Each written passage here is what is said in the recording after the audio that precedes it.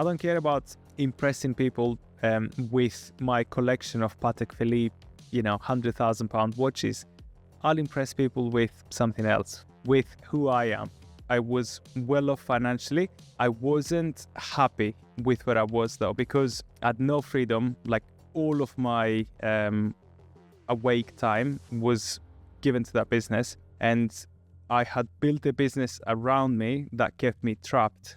Health comes before everything, and if I lost businesses, house, like everything, and I still had my health, I'd be okay. If I lost my health and had everything else, I wouldn't be okay. If I know one thing about me is that I will find a way. So, like even if everything comes crashing down, and I'll find a way. I have that. Like I know that I can start again. Welcome back to the Bet Happy Business Owner podcast, where instead of just asking the question, how do you grow your business? We ask the question, how do you actually enjoy your business? Because business is a game, and if you enjoy it, you're much more likely to win. Today, I'm very excited to bring to you a guest who embodies that philosophy. At the ripe old age of 33, we think, Stefan has already built one successful business and fully removed himself from it. Then 5 years ago, during COVID, he launched a second business from scratch. No investors, no safety net, just a problem that he wanted to solve. That idea became a high-quality, wall-mounted, fold-down desk designed to help people work from home professionally without their home turning it into an office.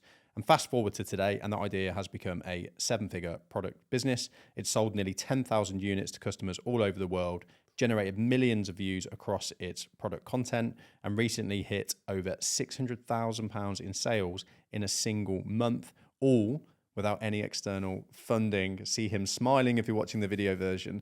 What makes this even more impressive is how Stefan runs the business. So there's no bloated org chart, there's no unnecessary layers of management, just a lean, well-aligned team that he's built himself. And alongside all of that growth, Stefan has managed to do something many founders struggle with. He's taken care of his health, maintained a really strong relationship with his long-term partner and now wife, Nikki, and continues to travel and enjoy life outside of business. How the hell does he do it? I've got Stefan on the show today for two main reasons. Firstly, because his journey will feel very familiar to a lot of business owners listening, the wins, the pressure, the learning curve, and the reality behind the numbers. And secondly, full transparency, he's also a client. And I want this episode to double down as a real behind the scenes case study of what actually changes when you're growing a business, putting structure and planning and rhythm and clear accountability in place without creating overwhelm or burnout. So today we'll talk about the journey, the setbacks, the growth, how Stefan plans, and how he keeps a lean team aligned so that they can stay focused on what's really going on behind the scenes at growing a business at this level. That was a long intro. I'm out of breath. Stefan. That was a long intro. Welcome to the show. Too kind. Kind. It's nice when someone just says all the good stuff. Well, there's lots of good stuff there, isn't there? And I hope it makes you feel proud sitting there and listening to that. It does, yeah. Actually, I was just listening to it and I was like, oh, yes, we did. And I was like, yeah, I am now married. Oh, that's what you took from it. I did get married. That's the biggest achievement. I found somebody that wants to commit to me long term, sign a contract. I think.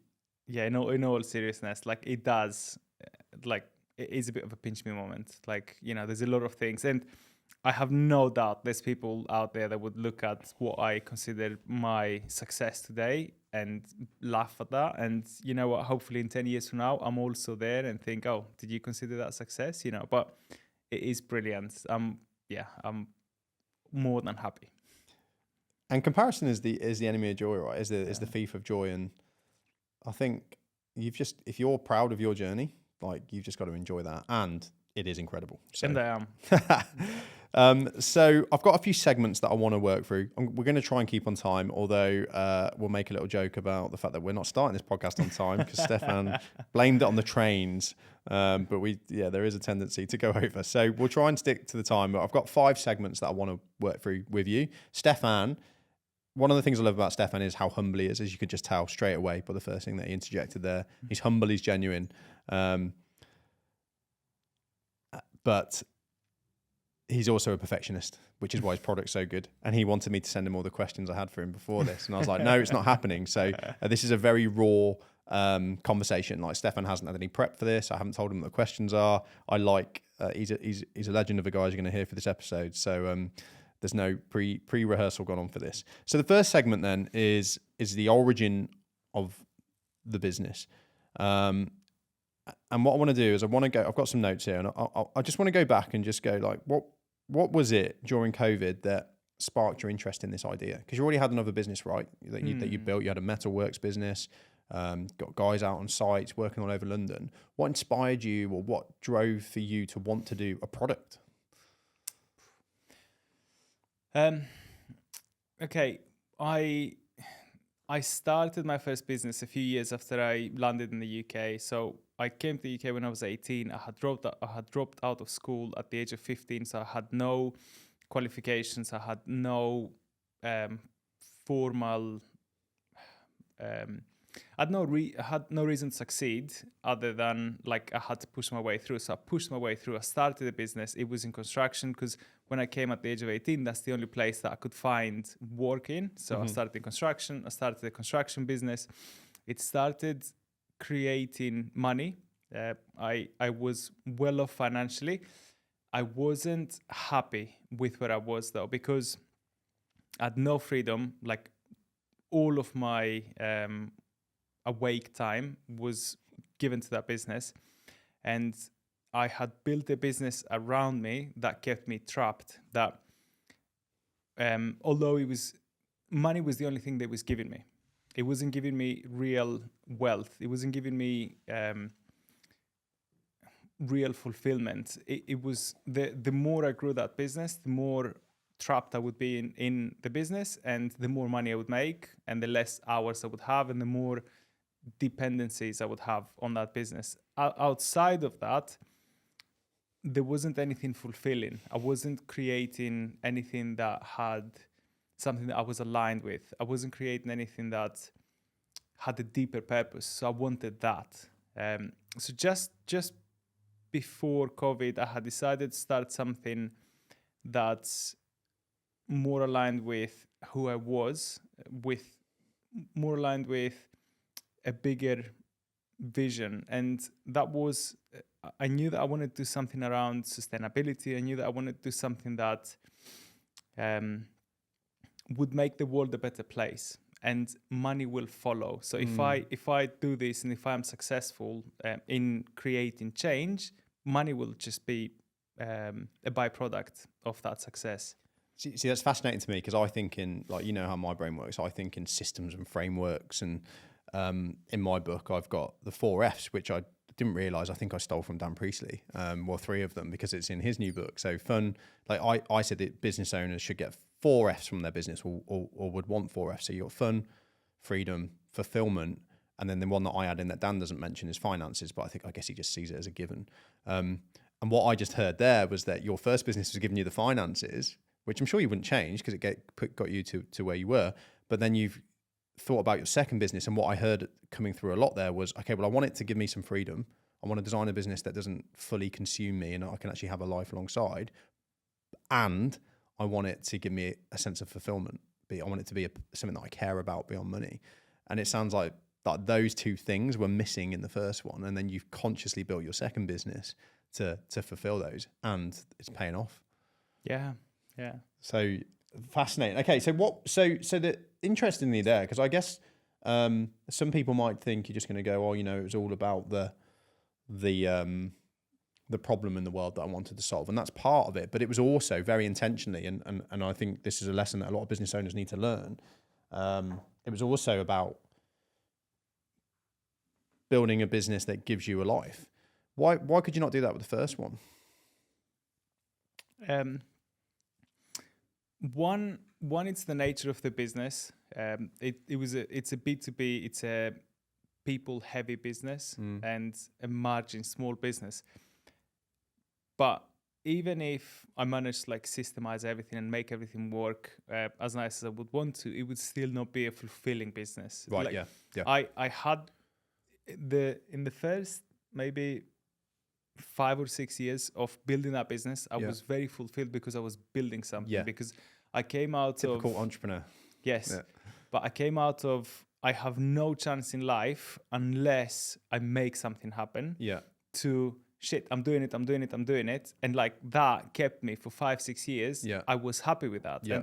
And then I stopped slowly being happy with that because I wasn't free. I was like, okay, well, this is working, but I could see that the more I'm growing this, the less free and I how am. long how long did you how in your first business, how long was it when you started to feel that kind of like, I feel like I'm not free from this now? Do you remember? Yeah, I would say probably around, so let's see, I started in 2014.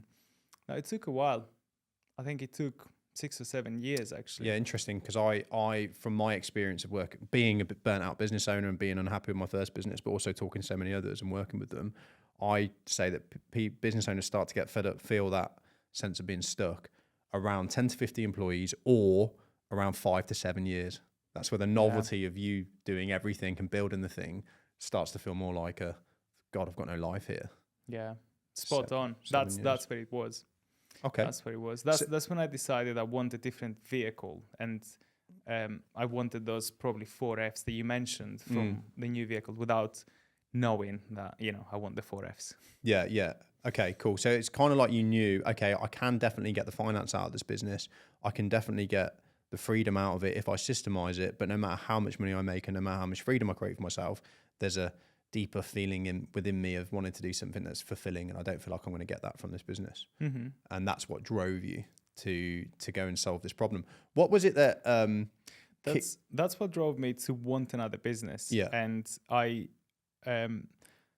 knew that I wanted to start another business, and what then drove me to create this business is I could see a problem that everyone was facing, that people really close to me were facing, the whole world was facing through COVID.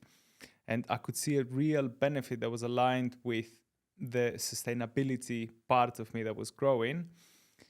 And I could see the benefit that working from home can have in the world, like from a sustainability point of view. If you can stop billions of people going 1 day a week into work, if they can just work from home and be as efficient as they would be in the office, then that has a massive positive effect in the world. I knew how to solve that problem because I had solved it for myself. There were just certain components that I was missing, but once I fell in love with solving that problem, and that's when I knew it would be more than a business for me. Yeah, I heard a quote. I think there was a picture of it with Elon Musk. Now, if Elon Musk said it, I don't know, but the picture was next to him on social media, and it was along the lines of, business is about finding a problem that you care about enough that you're willing to suffer for. Yeah. And I like, you're a smart guy, like you're very well read. You've listened to lots of podcasts, lots of different people, like you know your stuff. And I remember when I first met you, you weren't just talking about the desk, and you're still not now. You were talking about the wider cause, the numbers, the how many people go to work, how it affects the environment. I also remember you telling me a story about some family friends that were working from home. Do you remember that? Yeah. Do you want to share that? That's what I mean. People really close to me. So I have a very good friend that at that point in time during COVID, they were facing divorce just because, well, the wider problem was everyone was thrown into and locked into their houses basically, and then the uncertainty of we don't know where this is going. But to add on top of that, everyone's trying to be a professional and everyone's trying to work from home. And my friends were trying to work from their living room, just as most people were trying to do. And you can't have two professionals working from the same living room. One's taking calls, one's trying to figure out this Zoom call. They're both talking on top of each other. I can't, you're on mute, I can't hear you, let me take my laptop, walk. It just created such a mess. Everyone's nodding their heads. yeah. It created such a mess. And then I remember him telling me, I don't know where this relationship is going. They're happily married today, but it was a very stressful time. And this, I could see on one hand the benefits, and I could see on the other hand everyone was hating it, and he wasn't the only friend. Every friend was telling me how are you doing this? How have you been doing this for years? This sucks, and it was also the contrast of, if you asked everyone pre-COVID, what they would give to be able to work from home a couple of days a week, they would probably give you their arm. Yeah. Right? Because it gives you so much freedom. So I could see all of those things, and that's why I fell in love with the problem, because I could see that, okay, this is something that everyone wants. This is something that no one can do well, therefore they hate it. But if we manage to get this right and keep this as something that's a part of our future, like, everyone would love that. And as a consequence, without anyone giving anything up, without anyone making any sacrifices, as a consequence, the planet benefits from that. Like, it's super sustainable, because you're not grabbing that the 2 coffees, you're not grabbing the takeaway meal deal, you're not eating out, you're eating at home, you're not taking the public transport, or you're not driving, you're not all of those things. And like, it can just happen by everyone being happier. We just need the missing link. And I think I was going to highlight like how that flows in your mind, because I think you understand the problem on such a big level, and it's not just improve the quality of your working from home space. It's let's actually help people work from home more, because that solves a wider problem in society. And one of the problems of that is that people struggle to work at home because they haven't got professional setups, and it encroaches into their personal space. So let's solve that problem as well. Well, that's the other thing. Everyone was looking at software, right? Zoom came out. It probably was already out, but it became a massive thing. Then Microsoft created Teams, Google created Meets, Asana, Trello, all these other softwares came out to help people work from home efficiently. But there was one fundamental thing that no one was looking at. Like, people were putting their laptops on the ironing boards, right? How are you going to do that? How does that compare with the setup that you've got in the office, where you probably have 2 or 3 monitors, a large desk space, you've got everything you need, right there to be productive? No one was looking at that. And I had faced it. I knew that's where you start. The fundamentals start there. It's interesting, because I think in British culture, generally speaking, we don't pay enough attention to things like environment and aesthetics and how that affects our mood. And I think if you look at countries like Japan, they got a feng shui. It's a big thing. Like, it's well known, like the way that the house is designed is thought about. Whereas we're very much, let's make things practical. And I think that's what you're highlighting there with, like, in COVID and everyone got forced to work from home. Everyone's like trying to fix the software, but we're overlooking that fundamental piece that you just mentioned, which is, what's the quality of the workspace? What's the aesthetics? How's it affecting? How does that workspace flow into your home space? And it shows that you understood that, because the product's built around all of these things. It's not just built around being like a good desk. There's so much thought gone into making it what it is. So I think a lot of people have ideas, and business owners as well, right? We get ideas and we're like, that could be really good. I definitely thought of High Rocks and Huel before they became a thing, right? So how did you take that idea to concept? Like, what was the process? And I remember seeing one of your prototypes of the very first one, which is made of the plywood where it's all stuck together. OSB board, which is the cheapest wood board that you can buy. How did you get that going? Like, how did you go from I want to make this thing to I've got a thing that I'm selling? Like, what was the process? Especially considering that you're completely self-funded, like you've had no external investment, which is absolutely incredible for the size of business that you've built and the quality of product. I'm not a designer. In fact, I have zero drawing skill. Even my handwriting isn't nice. So I had it in my mind. So once I started looking at, okay, what are I can see the problem, I can see the solution, I can see the outcome for everyone. This is such a good thing. I then started looking at, okay, what are the problems? What are the fundamental things? What does someone need? Okay, what are the problems? Space is a big one. Homes were not designed for work. Mm-hmm. There isn't somewhere in the modern home that you can put one office, or let alone two desks, like 2 home offices for the husband and the wife, or the husband and husband, for people to work from. So space would be a big one. And then what do you need when you're working? Extra screen, desk space, all of those things. So once I started looking at what are the things that we need. So you built it like an engineer. Yeah, I looked at all the problems and then just reverse engineered it from there. Yeah, but I had it in my mind, and I remember the day that I understood the last piece, which is the separation, that you need to be able to separate yourself from it. You need Yep. to be able to close it somehow. Yeah. And not everyone can afford a separate bedroom so that they can close the door. So Yep. that was one thing that I was like, okay, well, how do we make that separation? Once I understood that night I couldn't sleep. Like, it was already forming in my mind. Now, because I couldn't really quite draw it, I made one. So I made one out of like the cheapest material that we can make. And then I took pictures of it and I sent it to someone on Fiverr and I said, I want you to design me this. That was just because I couldn't do it the other way around. And if I had some skill, if I had some drawing talent, I would have probably drawn it first.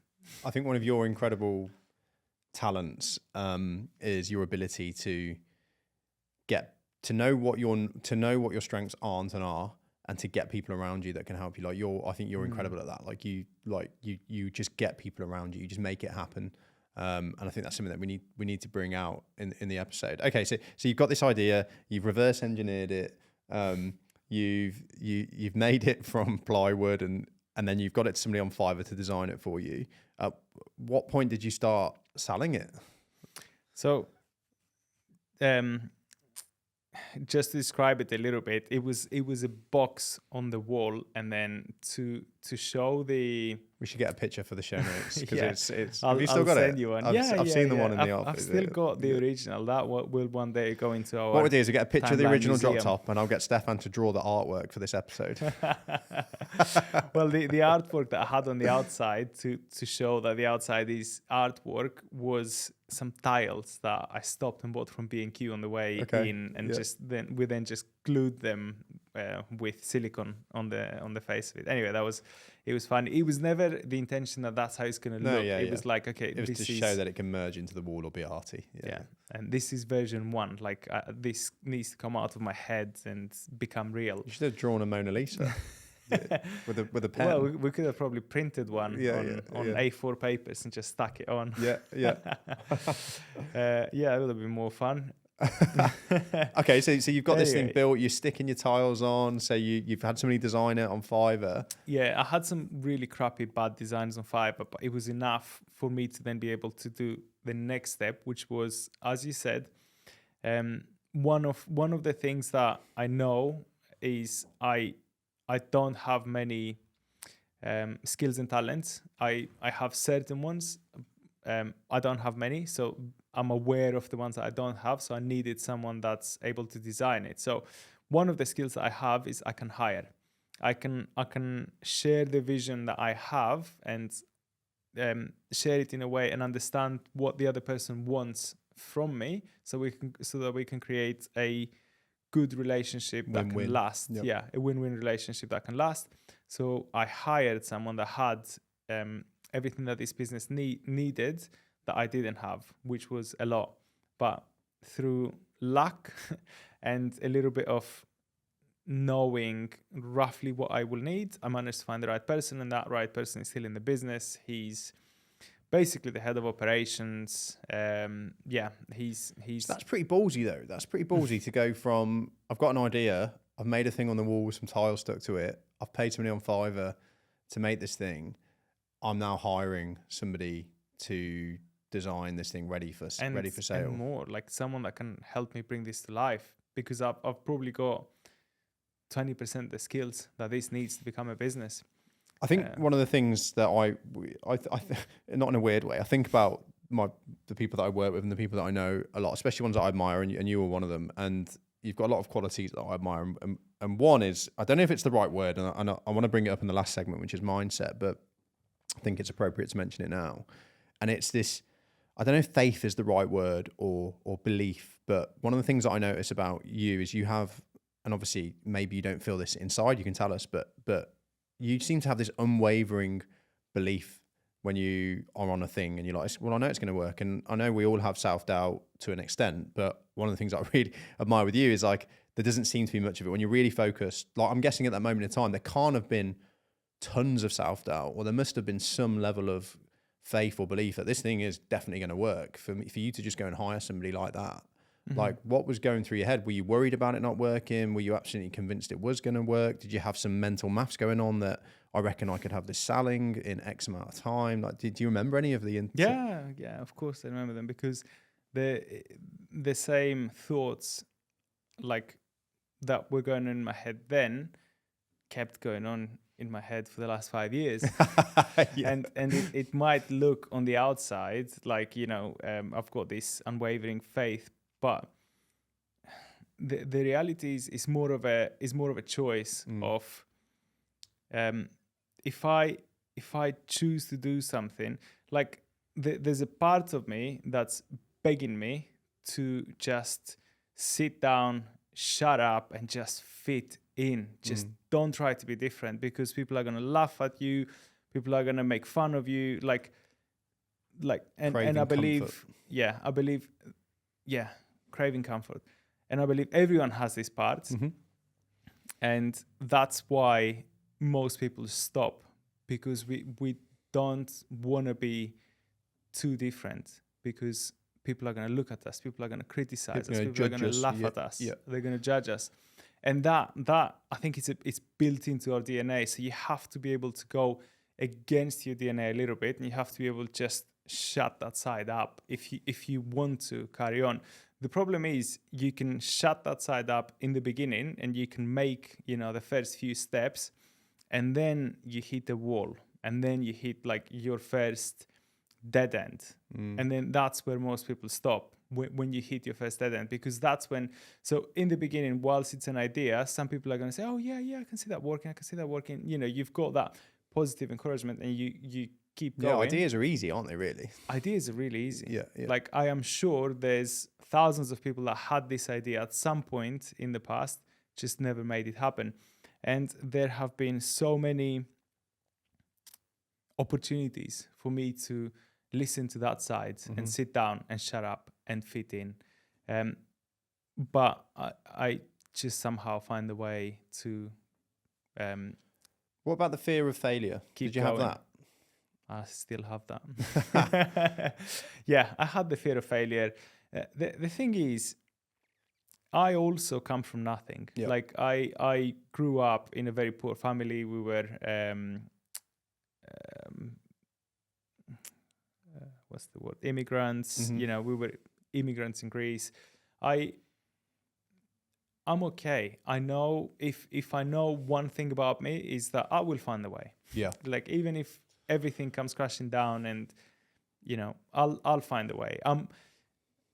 I have that. Like, I know that I can start again. I think, my family weren't particularly wealthy, but I didn't have the childhood that you did, and the challenges that you had in your young life. But my parents didn't really have a lot, and when I left, so I was always worried about money. I remember my parents didn't have enough money to buy me new school shoes. So if I ripped my trousers and my shoes, I'm like, oh no, I'm in trouble. Or it's going to stress my parents out. And then I remember that when I left the army, I went traveling. I just didn't know what to do in my life. I was like, I'm just going to go traveling. And I basically lived off nothing for 3 years. And what I realized over that experience, the most spiritual thing that happened to me was, you can, if you're willing to work, like, you can get by, you can start again from nothing. And that's what I did. I lived with like next to nothing for a few years. And I didn't want to take away from your story there, but I think there's this theme of, if you know that you can get by with very little, you get a lot more comfortable with taking risks and getting after the things that you want to get after. And I feel like it should be essential learning for kids when they come out of school. Like, stick them on a plane, give them a £500 budget, and say, don't come back for a year. Just go and figure out that you can survive with very little, because then it gets rid of all this fear. Because most people do stay comfortable, don't they, in a life that they don't really love, because they're worried that they might lose the things that they don't even care about that much. Yeah, but also, that's like total failure, right? That's knowing that there's a safety net even when there's total failure, but you're not going to get total failure, right? Everything's figure outable. You're going to hit a wall. Okay, you're going to figure it out. You're going to keep on moving. It might be, you might get 5 steps back, but you will then do 10 steps forward. It's just believing in that. It's just believing in yourself of, okay, this might fail. It won't fail completely. Like we'll have failures. Okay, what are we doing? Right, dust yourself off, get up, keep moving. I remember in COVID, I owned a gym and I closed that down. Gyms didn't do very well in COVID. I wanted to move on to something else. And then Laura got made redundant, my partner, when we just bought a house. And we were like, this is a bit stressful, isn't it? Like we've got a mortgage to pay. It's not a cheap mortgage either. I'm trying to start a new business in COVID. Laura's been made redundant and we're like, we need to sit and figure this out because we were both worried. But when we like really looked into it, we're like, let's just go to the worst case scenario, total failure, which is very unlikely to happen. Even that wasn't that bad when you look into it. Because the very worst case scenario that we could come to was we'd lose the house and we'd get shoved into a council house. And we're like, even that wouldn't be that bad. Like we've still got a roof over our heads and we can eat. And actually there was mortgage payments, the mortgage pauses on. They weren't allowed to kick people out there. And when you look into the worst case scenario, often you find it's not actually that bad, is it? Yeah. But we like comfort. We do, yeah. We like what's known. Like we know this path. Why deviate from it? Why walk the path that not many people go down? Yeah, and I think that's actually, like you said earlier, rightly so.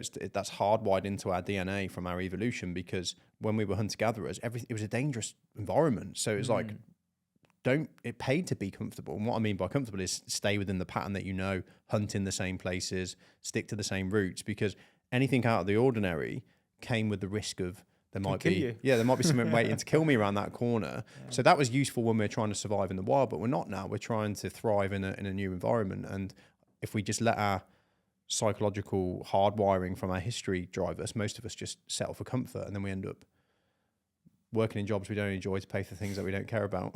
Yeah, to impress people that we don't give a shit about. Okay, so what about the positive though? So there's obviously there's negatives, there's fear, there's anxiety, there's the chance that it might go wrong, there's what people are going to say about it. So there's all that which you acknowledge that you have. But what was like the positive? What was exciting you? What was like, I've got to, like, what you said you couldn't sleep at night because of wanting to get the picture done. And then you hired Wayne, and I know that all happened quite quickly. I just paused then because I thought you haven't said Wayne's name, but it's not a secret. What was the positive? What was like the potential that was floating around in your head? Be like, I've got to get this over the line. I've got to get this guy hired. Like, this has got legs. Yeah. What were the thoughts there? What if? Yeah. What if this works? Right. What if I work for a delayed gratification? What if I manage to bring this to life? How nice would that be for everyone? And again, byproduct, right? Success, money, all that will be a byproduct of me making this a success. If I know that this would make the world a better place for some people. I know that it would change some people's lives.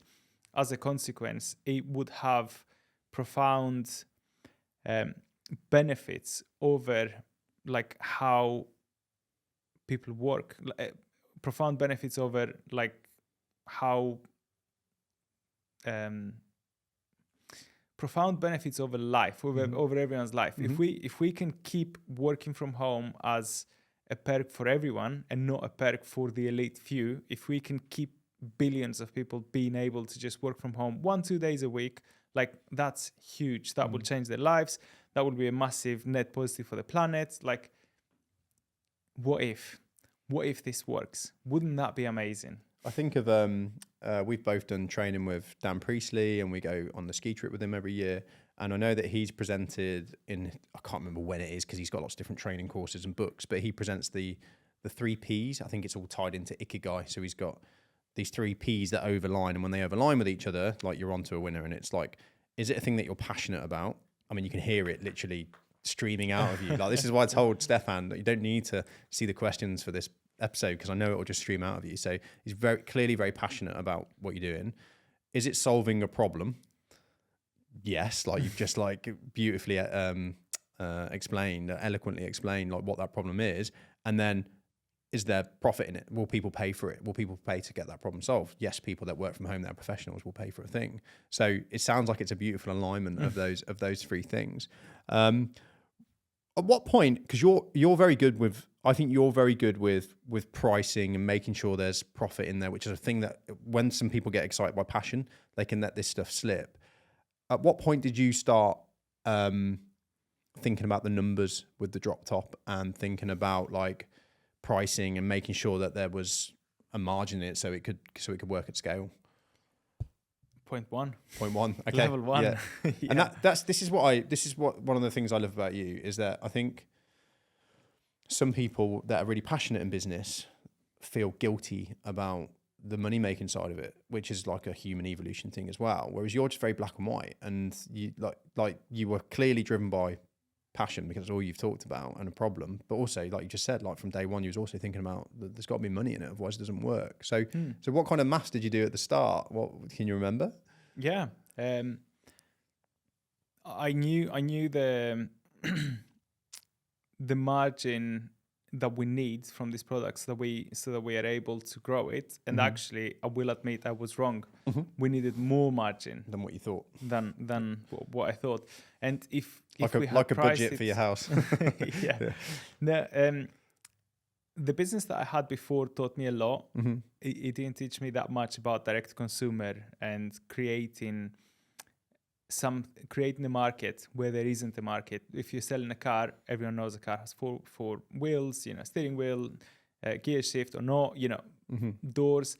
Everyone understands what a car is. No one understands what a drop top is until we explain what a drop top is, and they might understand the fundamentals. Okay, it's a desk, you put it on your wall, it opens fine, but they don't see themselves having one because they don't see people like them having one. Like there is a whole art into creating a market, into convincing people that this is for them, because people have all these things in their subconscious mind of how will this make me look, like that you never think, if I buy this plant pot, how will this make me look? How will this make me feel about myself? All these are psychology, internal.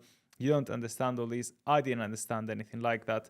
But to create a market requires money, which means your cost of acquisition is quite high, especially in the beginning. To acquire a customer, you have to try a little bit harder, and trying a little bit harder means it costs a little bit more, which means it will take up margin. So if something costs you £500 and you sell it for £1,000, there's already £200 in there. That's VAT in the UK. Yeah. And then you're left with £300. Now, if it costs you £200 to acquire a customer, you're left with £100 to pay for your staff, for overheads, for growth, for all of those things. That's not enough. So in summary of what you've just said there, essentially what you're saying is what you hadn't considered is because it's a new product, there's a higher marketing cost to get those customers than what you had thought about and considered. But I suppose there's benefits as well because it gives you more of an opportunity to be the blue ocean, as they call it, market leader of one. So there's pros and cons, but there needs to be a big marketing when you're creating budget. a market, you are creating the market, but you have to have the pros budgets. are you can choose the pricing, you can dominate the market theoretically. The cons are you've got to educate people to buy that thing, and that costs money. Yeah. Okay, cool. Okay, so you start thinking about the numbers from day one, and you plan for profit. Do you remember any of like the big numbers that you had in your head for like aspirational targets to give you the lifestyle that you wanted, all of these different things to have a business that works? Did you have any like big picture targets, or was it just we've got to sell a lot of these desks? No, yeah, it was more. So the numbers that I thought about were the numbers that the business can grow. So I wanted healthy net profits that we can put back into the business so we can grow fast. Do you mind sharing what that was? Can you remember? Ideally, I wanted to have a 30% margin that we can throw back in the business. Net margin. So that's net profit, not a 30% gross margin. What I had calculated was, in the example that I used, 50% gross margin. And unfortunately, it's not enough. Because of the cost of marketing. Because the costs of marketing and because of other costs. Because it's a physical product and it's not a product. So most direct consumer products that are on the market today, and I mean 99.9% of the products that people are buying are made somewhere in the Far East, and then people are buying them, shipping them over. So something that sells for $5 to $10 on Alibaba, someone will buy and sell for £100 in the UK. they don't have any costs. For us, it's different. We had to have a roof over our heads. So we had to have a factory. We had to create a production line. So it's different creating one drop-top desk. It's very different having to create 100 a week or 100 a month in the beginning. You have to create a production line. You need CNCs. You need air ducting. You need there's so many things like that cost so much money. And I had calculated them, but to the extent I understood. And the journey ended up being a lot longer. And actually, one thing that I don't mind sharing is that for 5 years I've had this business and I haven't taken a penny from it. And this month is my first paycheck. I love that. Yeah. And I think often, like when you see a brand like Drop Top, Pith and Stem, and you're selling all over the world and you're turning good numbers and you've got a team and it's all manufactured in the UK and the website looks fantastic and the social media's got millions of followers, like you assume there's Stefan driving around in his Ferrari milking it in, and people just don't realize that these businesses just eat money for a long time. And if you haven't got good discipline, they can continue eating money and there never be anything for the owner. So I know that you've obviously got your other businesses that have helped you kind of tick it over, but the fact that you haven't paid yourself for 5 years. That's the only reason that I managed to make it work, is because I didn't need money from this business. I managed to keep my other businesses growing, some of it, a lot of it through your help. I've managed to exit the other business, insert systems and people in them that will keep them growing and thriving. And I was able to take some money from there to sustain my lifestyle. And I just viewed this as, I'm just growing this and it needs to be on its own 2 feet. And I've had to dip in and help. And we've taken loans and we've delayed tax. We've had tax bills that were like, I'm just not able, if I pay this tax bill, then I can't make payroll. And if I don't make payroll, then, we won't be able to continue. Or I can't buy these materials. If I can't buy these materials, then the workshop cannot work. It's always been a balance of that. So the last thing that I cared about is me taking money from that business. I was like, okay, I'm okay. It's fine. I can survive. I can pay my mortgage. I can go on holiday. I had my wedding, I can go on my honeymoon. I don't need to be at this stage. I don't need to be looking at the business selfishly. And I think that every entrepreneur needs to, at some point, every founder, a business needs to be making money and it needs to be paying you as well. But at that point, I didn't need to take money out and stop the business from growing. It just made me laugh when you was explaining that, because you've got these 2 businesses that you've got no involvement in really, and they're paying you, and this other business that you're in all day every day and it's paying you nothing. And I'm like, well, that summarizes startups for you. But that is also like, that's probably the hardest part. So over the last 5 years, that has been the hardest part, because in the beginning, as I said, people will say, oh yeah, this is a great idea, all of that. Then you hit the wall, right? We're a year in, we're losing money left, right, and center, right? I've had to take loans. I've had to do all sorts of things. I'm putting everything at risk for this one business. That's not paying me. And I know it's not going to pay me next year, and I know it's not going to pay me the year after.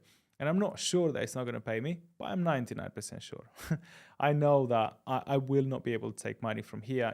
This will need some time until we can figure things out, until we can create momentum, until I'm going to pay myself. And that's the hardest thing, because that's when you start letting doubt in. And doubt, when you start, the only way you make something like this work is, as you said, you have to at least even seem to the outside world that you have unwavering faith. Like, there will be internal battles, but you can fight those. And as long as you can just fight those internally and accept that there will be doubt, but you can move through. But when that doubt starts, when everything on the outside shows you that you're failing, and you start doubting yourself and you're saying, what am I doing here? Like, first of all, I'm dropping the pie, reaching for the apples. I have a business that's developed, that has systems that can make me money, and I'm risking this for something that's still apples, right? Might turn into a nice apple pie, but it's so raw, and it might work, it might not work. And if you allow that doubt to create a hole, it's like a boat that starts having a small hole, and then water starts coming in, and then eventually will sink you. You only need a small hole to sink a big boat. And if you let that derail your process, that's when you start losing. Yeah. And that's where it becomes easier and easier. Just find an excuse and give up. Just listen to that side of yourself and say, yeah, it's fine. I tried it. I did my best. Everyone will look at me and say, you tried. Yeah, it was the market. It was this. It was that. It was the other. And that side is always begging you to just sit down, shut up. Who do you think you are? Yeah. I don't think there's any people that have grown businesses like yours and which will continue to grow and flourish that don't have stories like this, that didn't start with tons of trials and tribulation and getting told no and struggling to pay bills. And Alex Hormozy famously talks about living on the gym floor, and the colonel that sold the KFC got told no however many thousands of times. The Beatles got told no, didn't they? They've created however many songs. Queen got told that they'd lost the plot when they made Bohemian Rhapsody. Everybody told them it was rubbish, and it's like, if you listened, like you just said, like if you didn't have this stubbornness and this conviction inside to keep going, you would just fall at one of those hurdles, because they're good hurdles. They're big hurdles. And I think you also have to be a little bit in love with what you're doing. Yeah. At some point, and there's the last 5 years have been difficult. It's interesting for you because your first business was out of necessity. It was like, I need to make money and I don't really know what else I'm going to do. But this one's out of, not really necessity, but this one's really out of passion for you. And obviously there is necessity it needs to pay for itself. But this one's driven by passion and fulfillment. So you got two different energy forces there, which is interesting. And if I wasn't in love with the problem and the solution, if I wasn't in love with what I'm doing, it would have been so much easier to just say, sack it off. You know what? It's been 2 years. It's been 3 years. I've been trying at this. It's not working. You know what? This is bullshit. Let's just leave this. I've got a business here. If I had focused the last 3 years, all of my energy into this business, I would have tripled it in size. Yeah. What am I doing? Yeah. Let's just drop this, make some money, baby. Yeah. Right? It would have been easy, because you look left, you look right, you see other people winning in a different game, in a different arena, with other techniques, with other methods, and you look at their success, you look at their money. You're human, right? I'm human. I want that, right? But it's interesting, isn't it? So I suppose for a business owner listening to this, what I would take from that is that you can start a business that you're not particularly passionate about if you just need to make money or you just want to make money. And you can do that, and you might be able to keep going at that, but you're probably going to start to get a bit fed up with it 5 to 7 years in. And you're much more susceptible to letting the thing drop when you reach barriers and difficulty, which you will. But if you find a thing that you're really passionate about, you're going to have a much higher likelihood of sticking that thing out for the long run. But you do need to also think about money and make sure that it's going to pay you and not just I think the 3 Ps that you described earlier, I didn't know how to describe those. I've heard the concept before now, but I didn't know how to describe those at that point. And maybe I was lucky, or maybe it was that because I knew what I didn't want from business, which was something that had relative success, could pay me a lot more than 95% of the UK population earns, maybe more, I could get from that business. So financially, it was okay, but I knew the other parts. I didn't know the 3 Ps, but if those 3 Ps didn't align, then it wouldn't be something that I'd be able to keep going for 5 years without taking a payment and risking what's already working. Because by not focusing on what's working, there's always a risk that it will all fall crumbling down, and then you're in trouble. Yeah. Then you can't pay your mortgage. Then it becomes really real. Yeah. Then you're facing the total destruction. Total destruction that we talked total failure that we talked about earlier. Total failure, yeah. But even then, you could start again. Okay, so do you know off the top of your head how many employees you've got now? So you've got the manufacturing side of the business, and you've got the kind of head office side, which is where you spend most of your time, although I know you've spent a lot of time manufacturing recently. So roughly, what's the size of your team? 8 people in the office. Yep.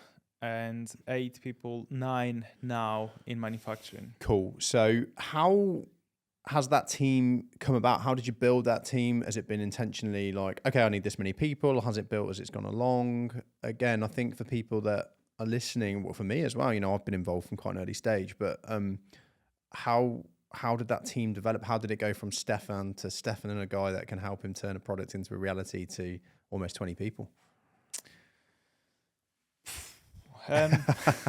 Easy.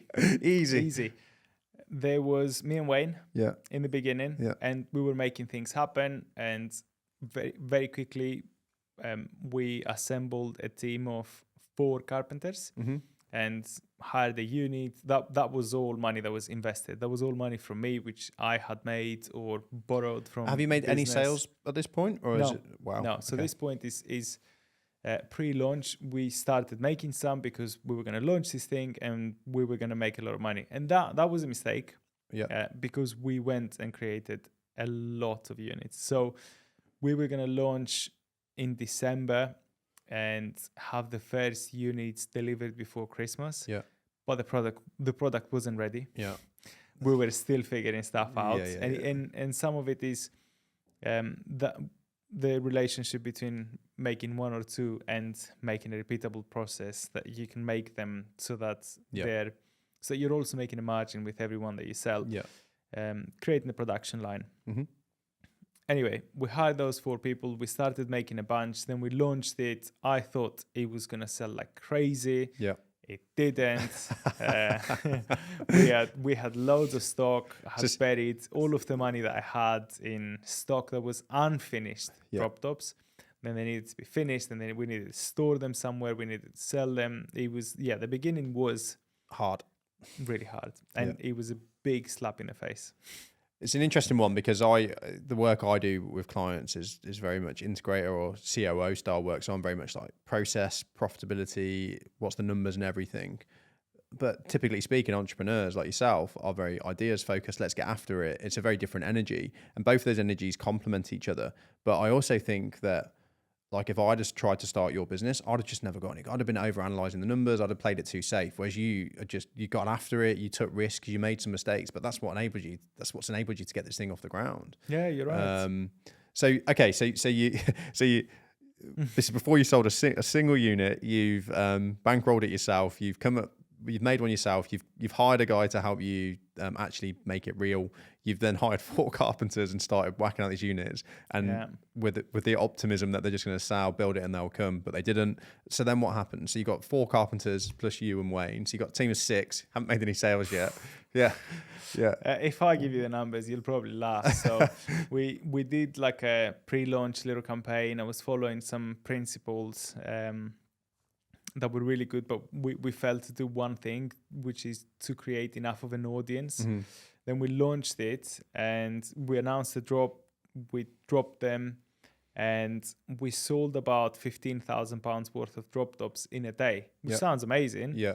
Except we had paid £40,000 in Facebook ads, in Facebook and Google ads, which we tried to do in-house and with like people that a friend of a friend knows Facebook ads. So we'll do it that way. I'll sort you out. Don't go for an agency, because they'll rip you off. They'll take a lot of money, all of that stuff. Mistake, because we burnt a lot of money. Then we did the second drop and we sold again about the same, about £15,000-20,000 worth of, it was 15 or 17,000 pounds in the second drop. Which is it's got to have been a nice feeling, but also not nice knowing that you're burning all your money. We spent 50k to acquire 17. At that point, I had spent like way over 150-200,000 pounds, which was like, it was really pushing me to my limits of what I had access to. Like I had borrowed from my other business. I had used all the money that I had. Like it was really, at that point, I didn't have... Close to complete failure. Total failure. Because when you're borrowing from your business, you're also borrowing from cash flow. And if something goes wrong there, then you've got nothing. Like you need some cash to be able to resolve a problem and then keep going. Anyway, it was bad. Then went back to square one and then I was like, okay, we can't be doing drops, because the plan was we'll just drop. We'll just announce next week we're opening the shop. You can buy, boom, and then we'll close it. We stopped doing this. We started doing it the normal way, and then we just started selling bit by bit. Mm-hmm.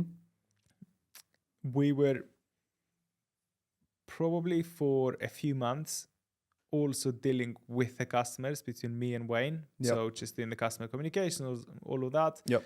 Then at some point we started having customers. There were problems, and by us communicating with the customers, we weren't able to like focus on the business. So we hired someone for that. Did we have money to hire someone? No. Did it make any financial sense? No. Like, it's a business that's losing money. What are you doing hiring another person? But we needed someone in customer services, so we hired someone in customer services. And that person is a hero, because he carried customer services from, let's say, 30 orders a month to 150, 200 orders a month. That's 150, 200 individuals that you probably need to speak to at some point. Email, phone call. You're not going to give him a mic drop on the episode. Simon, we're going to cut you a little segment here. He's still there. And some months more than that. Yeah. Some months 300 people. Real hero. Again, I was very lucky with Simon. Well, you make your own luck, don't you? You seem to get lucky with the people you get around you. Yeah. A lot. So is it luck? I don't know. I think people also appreciate a lot more when they see the founder in the trenches, working, sacrificing more than anyone else. I don't think that the same people would work as hard if they were working for Amazon. And you're gonna go a bit red when I say this, but you're a genuine and humble guy, like I said at the beginning, and you look after people, and you have, the people that are close to you, everyone becomes your friend. You have staff at your wedding. You're a good guy. You're a good guy, and it pays off.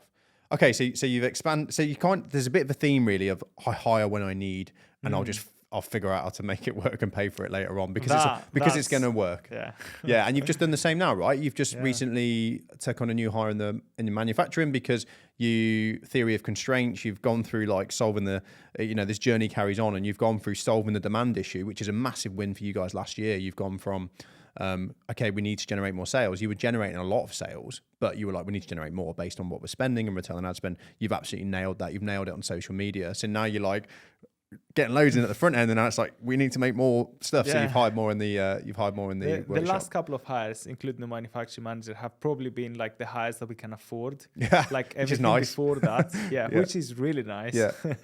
Everything before that was, we need another person. I have no idea how. Like because I have got spreadsheets. Like I'm not fully delusional. No, I know. You're good with your numbers. The numbers make sense. I'm not a financial director. And if a financial director probably saw my numbers, they would probably laugh, but they're enough for me. You've got a good discipline. You do have a good discipline around understanding your cash flow, understanding where things are coming in and going out. Like you have that with your first business. I know that from working with you there. You have it with this business. So whether it's done in the way that an FCO would do it, it's done. And I know a lot of business owners don't do it. They think they can hide from the numbers. Whereas I think you have a good grip. I don't hide from the numbers because I know, like I've experienced it enough. It has slapped me in the face enough to know that there's no point of hiding, from the numbers, because next Friday they'll find you. Yeah, exactly. And when they do, you're not gonna be. Yeah, it's not gonna be a nice encounter.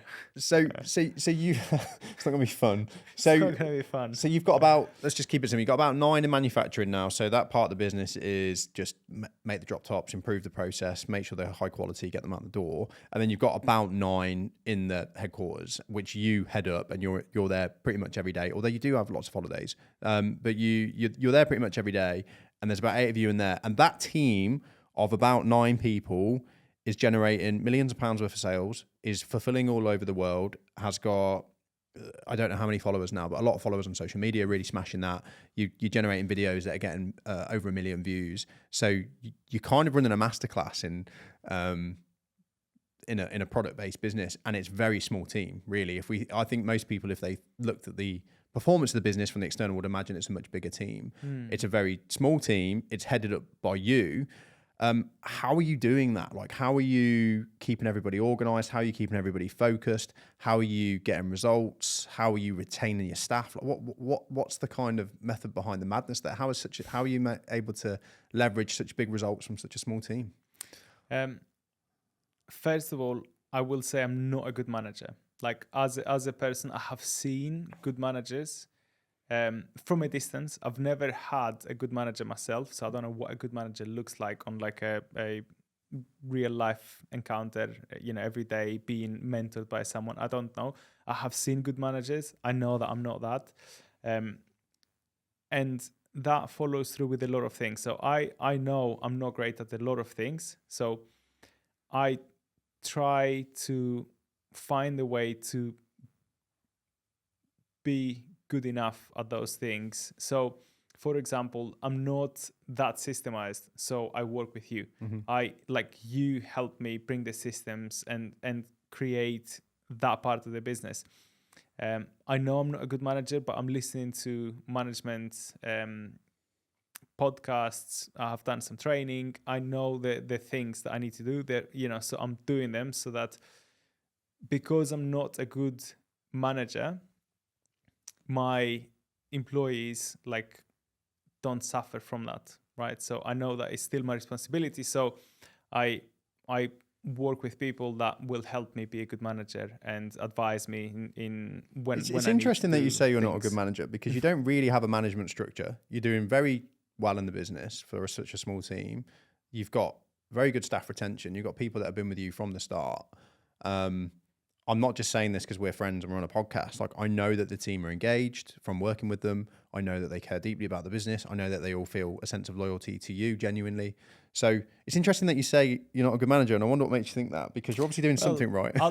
I know that I'm doing certain things right, but what I mean when I say I'm not a good manager, so I'm listening to podcasts and I've done training courses. I know that you're meant to be doing like weekly one-to-ones with your direct reports. I don't do weekly one-to-ones with my direct reports. In fact, right now we've grown so much that we don't have a meeting room.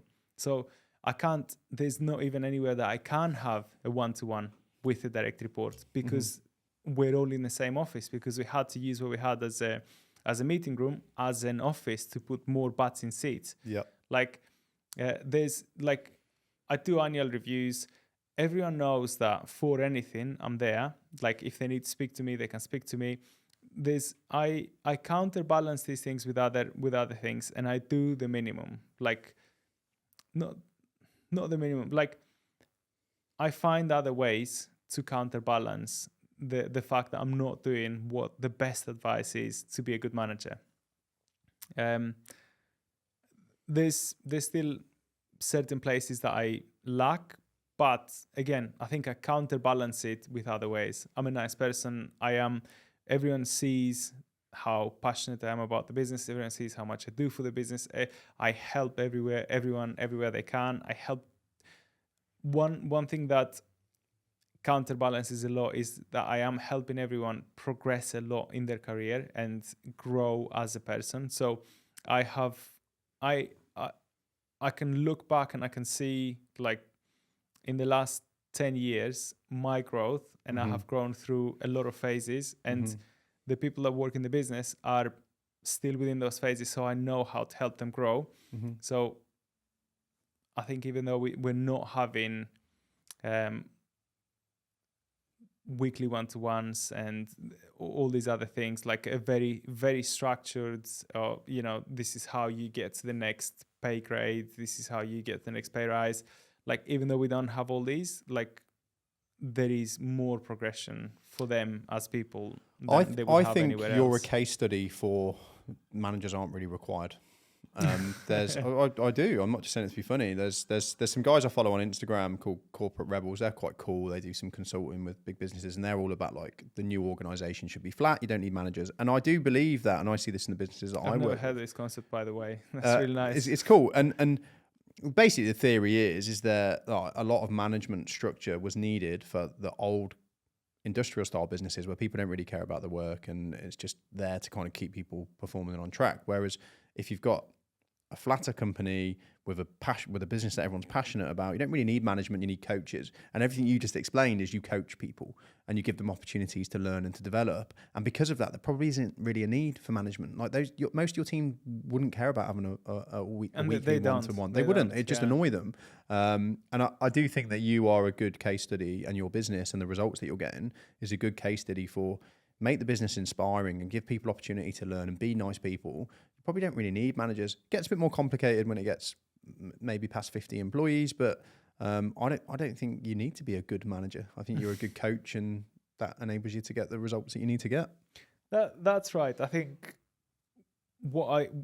it's clearly working. Like retention is 100%. Like people that come in don't leave, right? That says everything. But how, I'm also aware that that's probably not going to work past the point, right? I might be able to sustain that to 15 people in the office, maybe 20, but I think after that, we will need some more structure. But that's fine, because I know that's something that I will need to focus on at that point. And then we will need to be a bit more rigid. We will need to have a little bit more structure, and we will put that in place. But for now, I think, as you said, managers are not needed. Maybe for now that would slow us down.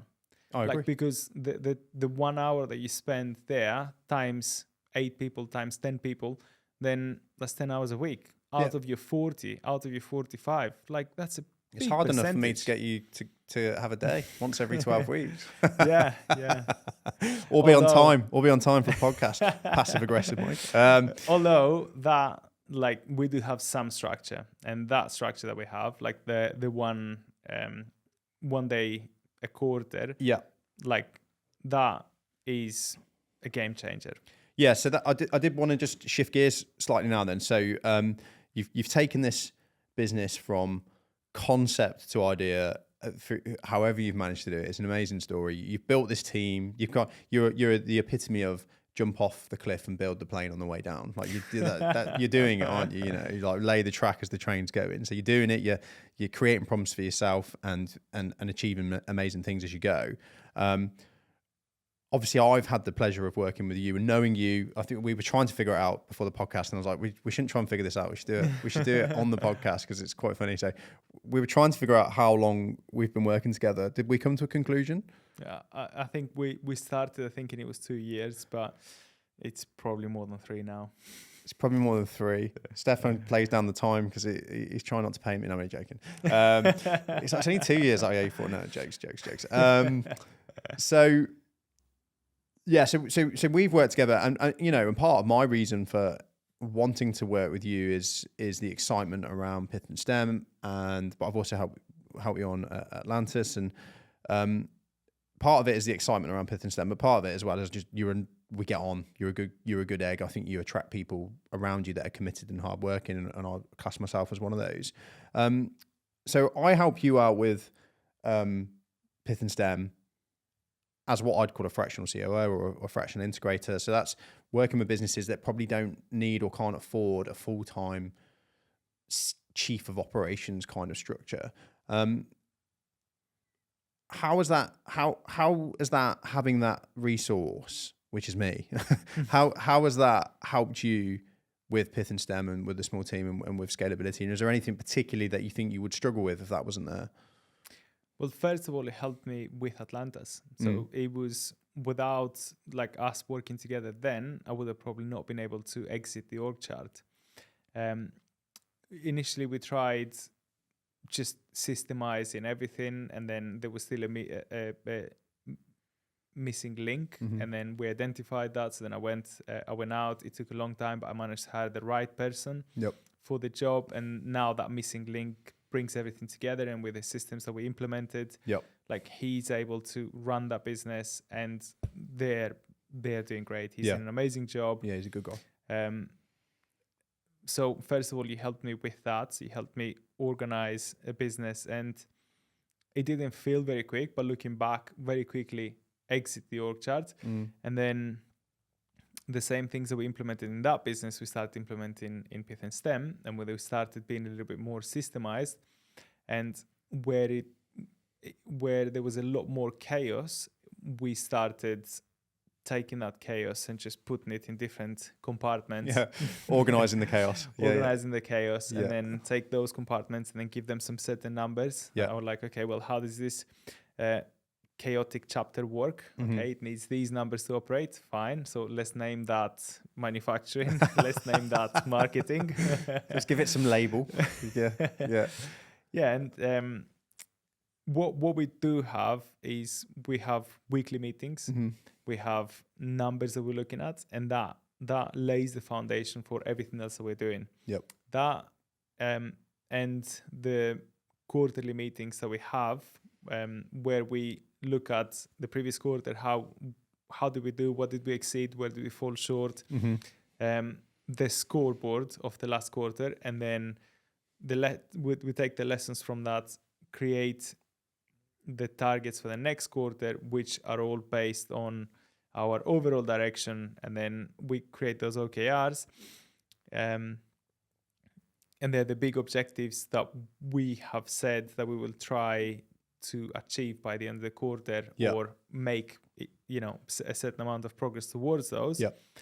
That is how that is how our business operates. So that is how we stay consistent, because what was happening before, I was having the same great ideas, but I was having them much faster than we were able to implement. So I'd have, we'd be working at something for 3, 4, 5 weeks, and then another great idea or a great deficiency would come up, and would go, oh, okay, well, shit, let's fix this now. But we would dump something that's half finished or 3/4 finished or 90% finished and start something else. Whereas this structure really helps us finish things and then start other things. Yeah, or if you are going to drop a thing, it's very obvious that things being dropped mid-quarter because it's all written out, it's all planned, and no plan survives its first contact, does it? But I think I've definitely seen you guys, you and the team develop,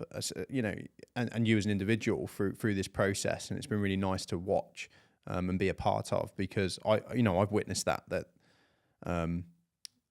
loads of ideas, trying to change everything all the time. Typical entrepreneur, right? It's just how your brain's hardwired. You come up with ideas, you want to solve problems with ideas, but they get to a point where that becomes unhelpful, doesn't it? They get to a point where it's like, okay, well, we could do this new stuff, but actually we probably just need to fine tune some of this stuff over here. And I know those are conversations that we've had on regular occasions. Like, should we be doing that new thing right now?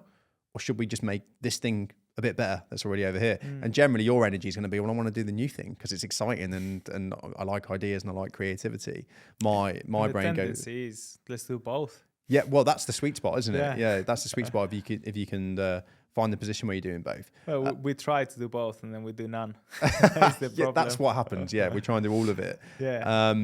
I think one of the things that I noticed that I think has been beneficial for you, but is a really common theme with pretty much all of my clients, is a lot of business owners, you're nice people. Like, you don't want to, you want to pursue ideas, you want to create careers for people, you want to make money, you want to solve problems, you want to create a win-win for everybody around you. And unfortunately, something that happens in business is we end up having to have conflict with people within our own team, difficult conversations, disagreements, and all this stuff. And I think that when we start recording things like our objectives and our scorecards and our values and all this stuff, it makes it easier for those things to be facilitated, those conversations to happen quite naturally, disagreements to come out without it feeling difficult. But one of the things that I notice is when those things aren't in place, it's all the onus is on the owner's shoulders to try and identify this issue, that person's not performing, that those numbers aren't being met. And then they have to go and talk about it, which they often don't want to do. So it's kind of like, is this person performing? I don't know. It's all on my shoulders. Whereas when it's written black and white, it's very obvious, and it takes it away from you, the owner, to have to kind of like identify and raise these things. It's also, if I say no, we're not doing this, we're doing that, like, that's my opinion. Yeah. That's my judgment. Whereas if I say no, we sat down, we spent a whole day looking at everything, and then we've decided as a team that this is priority, then why are we now saying that we're not going to do this and we're going to do this something else? And that might be a conversation that's external, but that's often an internal conversation. Yeah. That's that's like, I might have this conflict with myself. I'll be like, no. We've said, I know that email marketing can be 40% of our revenue, and this is all amazing. But we sat down in September, and we said, these are the things that we're going to do, and email marketing is not within those. And I've now listened to this podcast or seen this 15-minute YouTube video about this company that went from struggling and doing nothing to this, implementing these email marketing things, and now they're thriving, and I'm all excited about it. But it's not on the OKR. We didn't say that we'll do it this quarter. And which makes me very happy. Am I willing to say, okay, well, we're not going to make progress in manufacturing, with the numbers that we said that we'll do. We're not going to make progress on Instagram, which we said we will focus on. We will not LinkedIn, whatever we said. We're now going to do email marketing. But we've already started on this. There's already like 4 weeks, worth of work has already gone into this. Are we now dumping this because email marketing is a new thing? No, let's move that to the meeting from January and then see, okay, have we finished everything that we said that we'll finish? Is there space for this new thing, which is email, or do we still need to focus on other ways of converting? And I think having that structure in place adds a bit of rigidity, but not in a bad way. So like, you can have too much rigidity, and then this is why entrepreneurs would never work in big businesses, because you're just so constrained by the stiffness of the system that to get a new project launch has to go through 17 meetings and 12 letters, and it's like the UK planning. It's like the UK planning process, right? So but the opposite end of the spectrum of that is a business that's got no structure. It's all dictated by the owner's ideas. Owners love learning and listening to new things. So every week they've got a new idea, a new thing, this new thing that's going to blow everything up. And then the team just live in this constant state of overwhelm. So I think there's a happy medium where you get enough structure in place where everybody's been involved in the planning process. You get good employee engagement. You commit to what you're going to focus on for the quarter. And if there's an emergency or a really strong, compelling argument for why we should deviate from that plan, then we can do it. And you guys have done that. You have done it and you've needed to. But there is a process in place, and it's not just a case of Stefan's listened to a podcast, we're changing everything. I think putting a little bit of rigidity around you gives you sanity as well. Gives your team sanity. It just gives enough rigidity because, as you said, we have had situations where, we planned and then unforeseen circumstances, change the plan completely. And we've had quarters where we said we're going to do, 5 things, and we did none of the 5 things. Like 2 weeks after we started the quarter, things started going in a certain way that we had just completely shift focus on something else. But there's enough rigidity to then bring us back to, okay, this is what we said that we will do. This is what we will do. Yeah, love it. Okay, so there's kind of like 3. I see it as being 3 key things that we do together. So there's the quarterly planning. There's the building of your systems, your scorecards, your OKR. So putting all those processes in place, so you've got somewhere to channel ideas and numbers. And then there's also you and I do a bit of external soundboarding. We have intermittent chats, don't we, about like if there's a thing that's on your head, because I'm not an employee. How do you think it would impact the business if you hadn't got those things? Like, what do you think the impact would be of not having those things in place, especially like the quarterly planning and the scorecards and stuff? So it's now been just over 5 years since I started with STEM. I think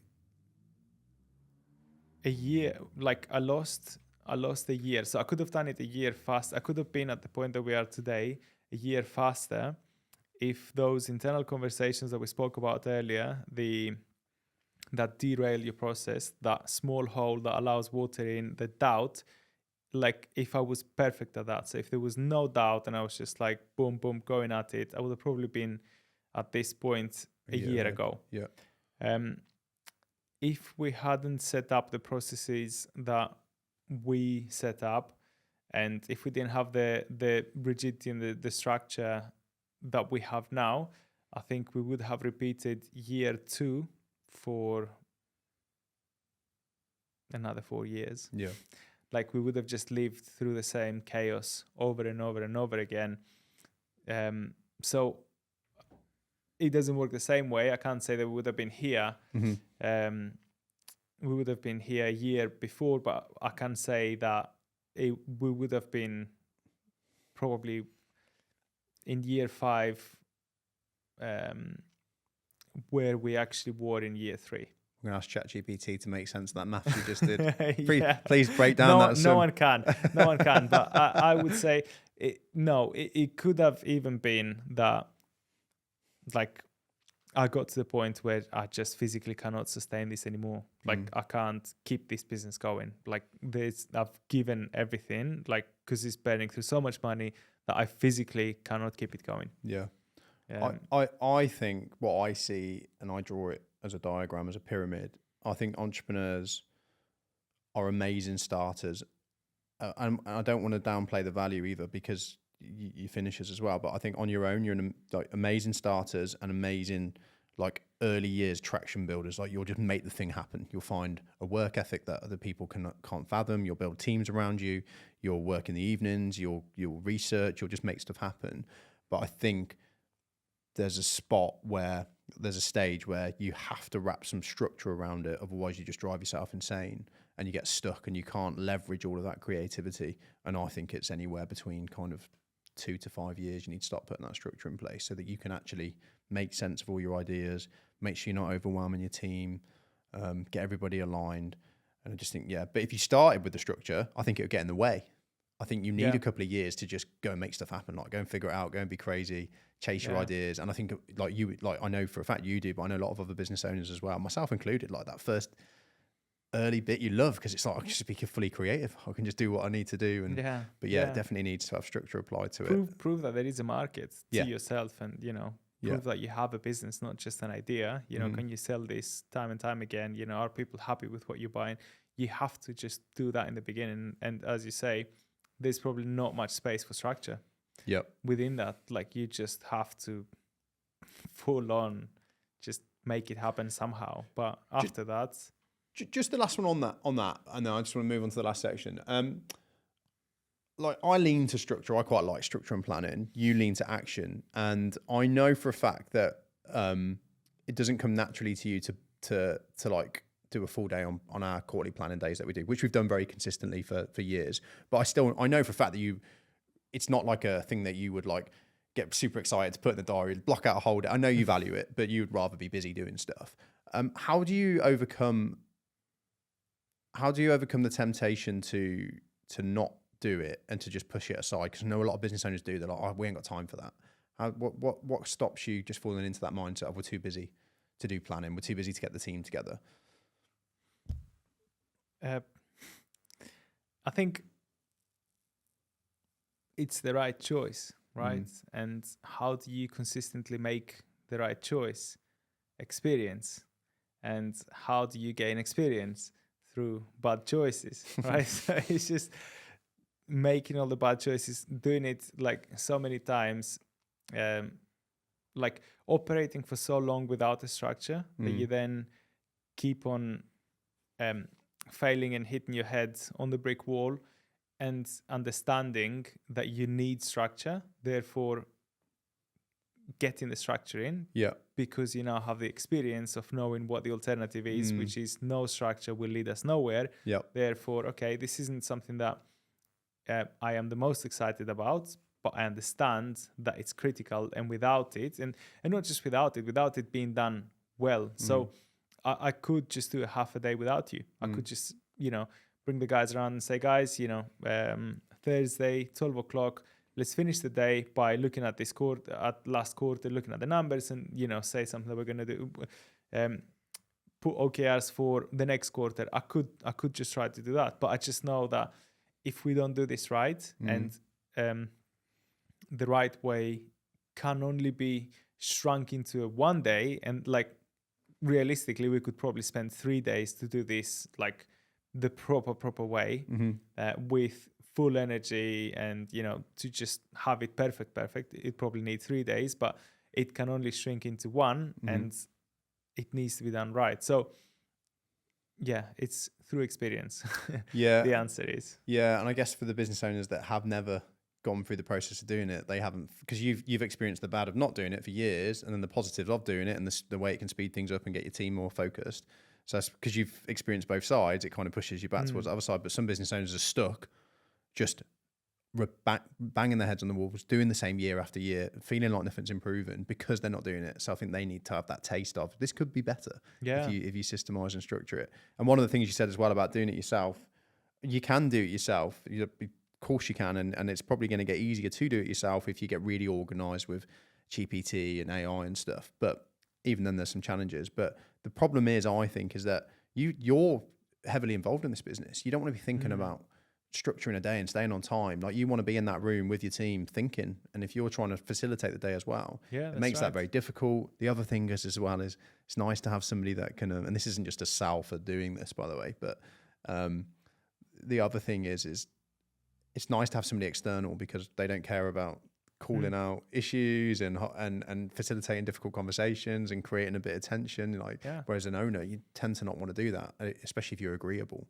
If I'm leading that, I'm just thinking now, but like if I'm leading that meeting, then I have my agenda maybe. Like I think I know what we need to prioritize.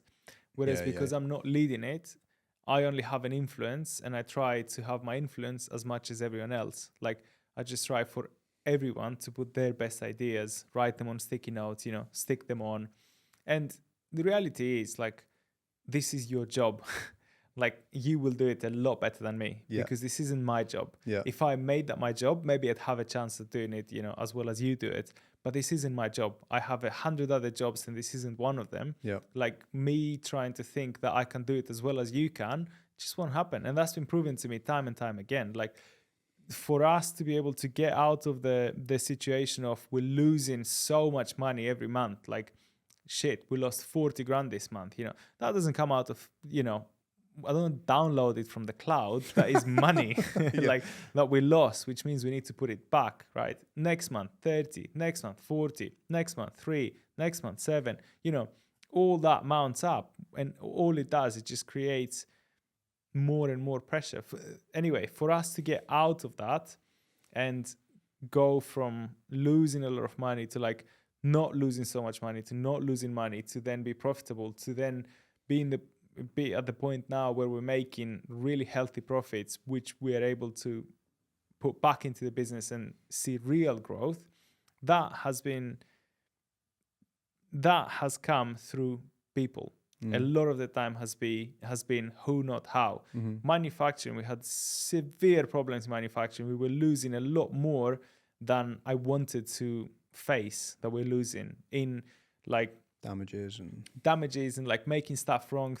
We were throwing so much stuff in the skip because one thing I identified, and I've always known, I've always said, like, and I would not compromise on, is the quality that the customer receives, right? So we might have internal issues, and we might not be able to create at the level that we want to create. The customer will not get a shit product, because if the customer gets a shit product, then we have no tomorrow. And this isn't the business that I want to build. I don't want to, like, not good enough. So because maybe I'm a perfectionist in that regard, but because we don't compromise on the product, we threw so much in the skip. Like, sometimes we made 4 drop tops to make 1 because we had a new CNC, and I'm not just 1, like, that's times 100 in that month. Like, and we were losing so much money. That was resolved through a who, not how.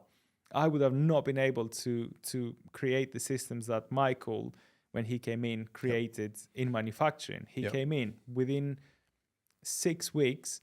He did the work that it would have probably taken me, at that same rate, it would have probably taken me 3 years to put in place. Like, who, not how. And if I have a skill, is to identify the things that I don't know, and to acknowledge that there's things that I don't even know that I don't know, and then just go and look there and try to figure it out myself and try to do it myself, because that's free. So that's what I will always try to do first. But then when I realize the problem is much bigger, then I will look for a who, not how. That might be someone that I hire, if it's an internal problem, or otherwise if it's a strategy, if it's a bigger problem, then someone external. Yeah. And I think you mentioned that at the very start, that you recognize what your few super strengths are, and then everything else you'll research it, but then you'll quickly outsource it. And I do think that's one of your superpowers. That's one of the things that I've always, I know it's a lot about you. You're a good friend and I admire you, but one of the things that I really, really notice is your ability to just get good people quickly. Like you just make it happen. Like in the space of weeks, so like you'll have a new person who's like all over this thing, super motivated, and that is definitely a Stefan superpower. and you'll hold on to them as well. Yeah. So the final segment then that I wanted to wrap up on is around how you've done all this, you've built this business, you've been very open and candid about how much you've worked, the stress, the not making money. You've been doing this for 5 years. You've only just really started paying yourself in this business. Yet along that journey, and I know this as a fact, you've continued to look after your health. You've continued to have a very healthy relationship with your wife. You spend time together. I know that I'm sure you've had weeks where you've been busy, but it's definitely a non-compromise thing for you and Nikki that you spend time together. You go out, you have fun, you go on regular holidays. Last year you went on loads of holidays because every time we did the quarterly planning, we were like trying to figure out when can we talk to Stefan because he's never here. I'm exaggerating, but you got married abroad. You're still having a lifestyle as well. And I think the common belief at the moment is that you can to do well in business, you got to hustle, yes, but delay having a life until later. I feel there's a bit of a message going around by some influencers around that, and you are a living case study that doesn't have to be the case. Like you can work extremely hard, you can graft, work crazy hours, do incredible things, and look after your health, and have a relationship with your wife, and go traveling. How do you think you manage to make all that happen alongside the demands of a business like this and a growing team and financial stresses? I mean, a lot of people would have gone, there's pressure in the business. I can't go on holiday. I can't do this. I can't go to the gym. I can't go out for dinner with you tonight, Nikki. How do you think you've managed that? Because you are very consistent with it. Yeah. You just love partly, holidays. Yeah, I do. I live for that. Like I want to live a life that I'm proud of, that when I look back, I haven't got the regrets that many people have. And I'm sure that I will have regrets. I'm sure that I will have, there's always a better way of doing things. A life without regrets would not be a good life. Yeah, true. Yeah. Not those kinds of regrets. But for one, you've helped me a lot with that. So the fact that we've got systems in place, the fact that there is structure means that I can be away and the company continues to operate. Now, that's one part. The other part is it's not my first business. Part of what I hated from my first business is that the more the business grew, the more of a slave I was, the more trapped within those four walls I was, because everyone depended on me. So from the beginning, I identified that, and I didn't want to be the one that's holding back, the one that's holding everything back. So I empowered people. We put systems in place. We've got, and we're not the best at that yet, and we're getting much better now. But we have got procedures that people are following. Mm-hmm. So if I'm not there, the business doesn't stop. If there is a decision that needs to be made that needs my input, anywhere in the world I may be, I have signal. I have this magic thing called a mobile phone, and I can spend an hour or 2 hours, half an hour, 5 minutes. I can take a call and we can keep things going. That wouldn't be able to happen if we didn't have the basics in place, but we do, and we're able to do that. So that's the biggest part. But the other element of that is, like, I don't believe in hustle culture. I don't think that you have to sacrifice everything for, like, yes, delayed gratification, but in other ways. Not in that. Not sacrifice my 20s completely, sacrifice my 30s now completely. For what? To then find another reason, a bigger challenge, to sacrifice my 40s, then find another bigger challenge, to sacrifice my 50s, then get to my 60s, to want to do stuff, but I'm too old and like Knackered. I've wasted my life. Yeah, I'm Your not back going to be hurts. that Yeah, person. yeah. Yeah. Well, one, I don't care about money to that extent. Like I view it as a tool. It's brilliant. I fully see the value of money, and I fully see where money can do nothing for you. I don't care about like having 5 houses in 5 different continents, having a yacht, having a helicopter, having a private jet, flying first class. I don't care. I went on my honeymoon, and when I saw that just upgrading my flights to first class, there were four flights, Dubai to Sri Lanka. Anyway, 4 flights. To upgrade those 4 flights, it would have cost me more than the whole of what I paid so far for everything, so flights and hotels and transport. Yeah. I just said no, it's Yeah. not that important to me. I don't care. Yeah. Like and I don't care like this. If I just decided to care about flying first class or flying private or having a collection of expensive watches and having the latest car every time the new Range Rover comes out or whatever, then I would see hustle culture as the only way.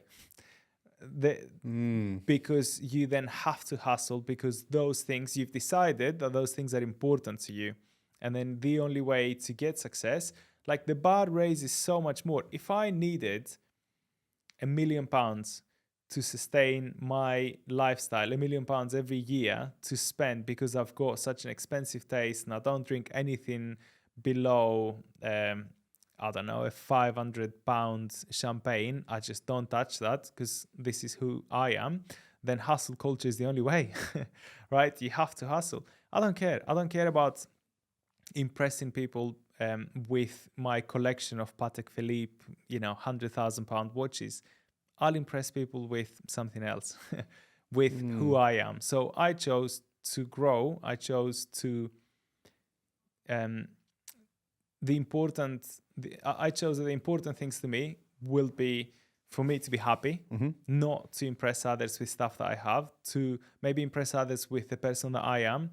I chose that health is above everything. I don't care about anything more than my health. Yep. Like health comes before everything. And if I lost businesses, house, like everything, and I still had my health, I'd be okay. If I lost my health and had everything else, I wouldn't be okay. No, yeah. It wouldn't matter. Yeah. It wouldn't matter. So it's just acknowledging that, and I honestly don't think that, like, we live in the West. Like, it's a little bit different in like third world countries, and I always want to experience that, and I always want to remind myself how lucky we are to just even be, here. And you do need to work hard in the beginning, like. When you're coming from the basement to go to level 1, you will need to graft. You will need to work really hard for a period of time. Once you've gotten past that, making the right decisions is more important than going that fast, than working that hard, because it's more important to go in the right direction than it is to go fast, because you can go really fast and go in the wrong direction, and then you have to come back. So at some point, like, you have to make the right decisions for you. Yeah, it's kind of like the younger you are, the more it's about quantity, and because you want to learn and just get as much experience as you can. But then as you get older, it becomes more about quality because it's about doing less better. There's nothing wrong. Like in your 20s or when you're starting out, you might be starting out in your 50s, in your 60s, I don't know. But there's nothing wrong with, in your 20s, pulling an all-nighter, pulling 2 all-nighters a week, like just doing the work, doing what's required, getting yourself up to a certain point. But you can't do that forever. And it's not enjoyable. And you're not going to enjoy the fruits of your labor ever. Because I think you would still do an all-night now if you had to. I think if needs required, me and you would, if you rang me and said, Mike, I don't know what's going on, we just need to, I need you to come and help me and sit up all night till this is fixed, we'd do it. But there, it wouldn't become the norm. Like we wouldn't let that affect our health or relationships and things like that. I think there's a level of compromise that you're not willing to go past, because for you, your health is a non-negotiable. my life your is non-negotiable. I like that. The life outside of work is non-negotiable. I will grow this, but for this to be a fun business to grow, it needs to be a fun business to grow, because the fun is in the building. It's not in the look at what I built. That probably lasts a day or a week, right? If this turned into a £1 billion like turnover a year or profit a year thing, I would probably sit back and look at that for a day or for a week, because it's grown so big. I'd probably be happy looking at it for a week, and then I'm bored. Yeah. And then I'm like, okay, so what now? What's my meaning? What's life about? So the fun is in the growing. So if you're not having fun growing it, then what's the point of growing it, right? And yes, you need, like, when you've got the financial constraints and like everything's going really bad, you have to put in, the work and get it out of there. But then past that, enjoy it. Why do it if you're not going to enjoy it? Yeah.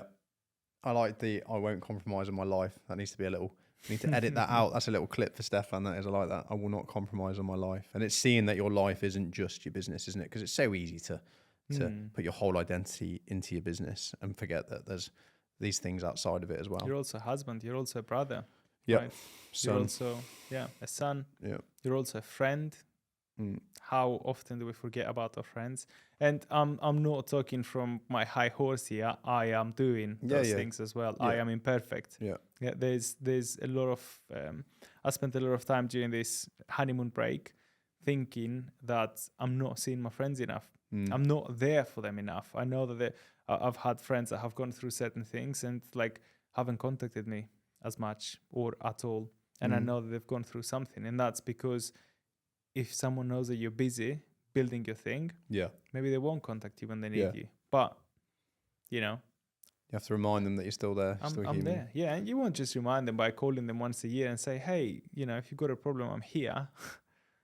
It's something that you feel when you feel, So I am aware of, like this year, I want to be more intentional and be a little bit closer to my friends, and also spend a little bit more time in relationships outside of work with other friends, with other things, because I have given, it seems, it might seem that I've been on holidays a lot and things, but you can be on holidays and still be working, or your mind still 70% well, be at both work. of us have been on holiday together working, haven't we? Yeah, so. yeah. If you could go back in time, last question, if you could go back in time to the very beginning of Drop Top, let's say, because Pith and Stem had a bit of a story before you actually uncovered the fold down desk. Knowing what you know now, what's the one bit of advice that you would give to yourself 5 years ago? One is not enough. One, you're only allowed to give you're only allowed to you've got 20 seconds or 30 seconds, whatever. You're only allowed to give yourself one bit of advice from everything you've learned that would help you. I know, and obviously I know probably spiritually we'd say I don't want to change anything because it's the journey that's made me who I am. But what's the one bit of advice that would make everything a bit easier or a bit quicker or a bit less painful? The reason this is harder to respond is because to like make the business move faster, to like get to a level of success faster, or to not stress so much about like the uncertainties. That's why, like, it's too open-ended. It's a bad question. Oh, okay. No, not a bad question. I know what you mean. Well, I mean, that is what one of those things would be if you were going back. Would you be like, okay, I need to, ideally you'd have got there quicker, or ideally you'd have stressed less, or ideally you'd have done this, or... No, ideally I would have spent more time in the very beginning testing which way we will go to market, which we will go to market before just going to market in the way that we went. Yeah. But as an overall theme is I would spend more time in laying the right foundations at the beginning to then work off of that, as opposed to laying a certain foundation, breaking it, laying a certain foundation, breaking it, laying a certain foundation, breaking it, Yeah. to then start, perhaps, plan things a little bit better. But then you wouldn't know that if you hadn't. Yeah, of course, that's why it's a difficult question. Okay, cool. Thank you so much for your time. It's I love chatting with you. It's been a pleasure. Where can people go to connect with you if they don't just want to buy a drop top, but they actually want to come and find out more about you or connect with you drop you a message or anything like that?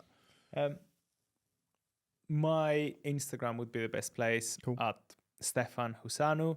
I haven't done anything on my Instagram yet, but I am planning to be a little bit more transparent in how I'm building this business. I have not started yet, so if you follow me or want to message me, you will see that I've got 300 followers. Well, you're going to have about 50 clips from this. People and friends and people that I know.